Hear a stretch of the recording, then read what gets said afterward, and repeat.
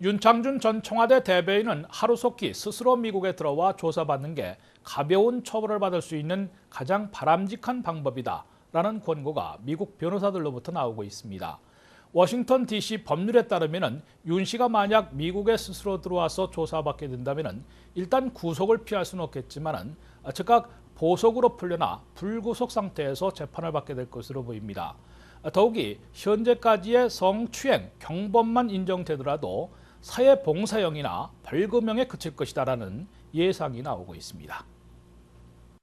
윤창중 전 청와대 대변인이 과연 미국에 스스로 들어와 미국 경찰이나 법정에서 조사받게 될지, 미국 조사를 거부하면 어떤 조치가 취해질지, 성추행 혐의로 유죄를 인정받으면 어떤 처벌을 받을지에 관심이 쏠리고 있습니다.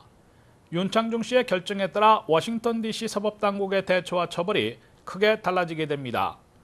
한국에서 10년, 미국에서 17년 동안 변호사 업무를 해온 김원근 변호사는 몇 가지 예상 시나리오를 제시했습니다.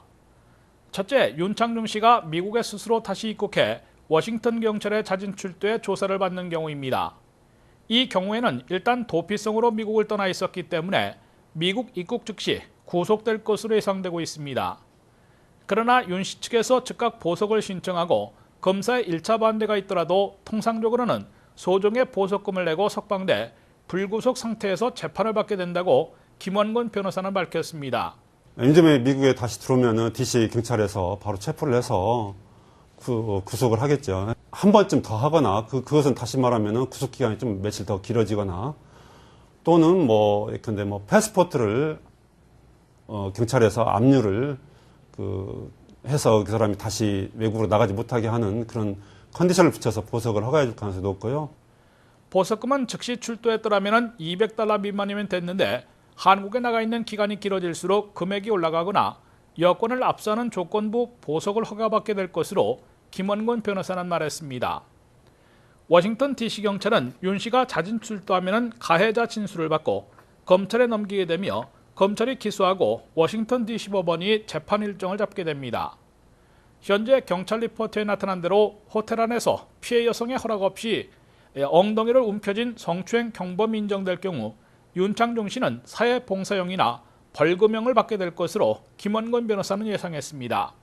미스디미너, 우리말로 말하면 경범죄로 처지를 해서, 그러니까 제목은 그냥 심플 어뷰스 그렇게 해서 제가 판단하기에는 그냥 커뮤니티 서비스, 우리말로 말하면 사회봉사명령, 그 다음에 벌금 그 정도 될 거고요.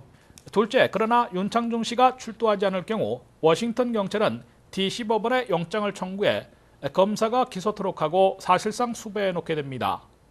그럴 경우 워싱턴 DC 법원에서 재판 일정을 잡게 되고 재판 불출석에 혐의까지 추가돼 처벌이 무거워지게 된다고 김원근 변호사는 밝혔습니다. 윤 대변인이 계속 경찰에 나오지 않고 또 만약에 경찰에서 차지를 한 이후에 검사가 기소를 하고 또 법원 재판에도 출석하지 않는다면은 문제들이 좀 더 악화될 걸로 이렇게 개인적으로 생각하고 있습니다. 이때는 윤창중 씨가 다른 형사범죄 기록이 있는지 여부에 따라서 징역형이나 보호 관찰형에 처해질 수 있습니다. 다만 성폭행, 강간만 아니라면 중범죄로 높아져 징역형까지 초래하지는 않을 것으로 예상되고 있습니다. 이와 함께 연방법에 따른 중범죄가 아니기 때문에 범죄인 인도 대상도 되지 않습니다. 셋째, 도피에 따른 사법방해 혐의는 적용될 가능성이 그리 높지 않은 것으로 보인다고 김원근 변호사는 해석했습니다. 이 같은 워싱턴 DC의 법체계와 성범죄 수사의 처리 절차 등에 따르면 윤창중 전 청와대 대변인이 현재 신고 내용 이외에 더 심각한 범죄를 저지르지 않았다면 하루속히 미국에 스스로 다시 와 사법당국의 조사를 받는 게 가장 바람직한 대처 방법이라고 김원근 변호사는 권고했습니다.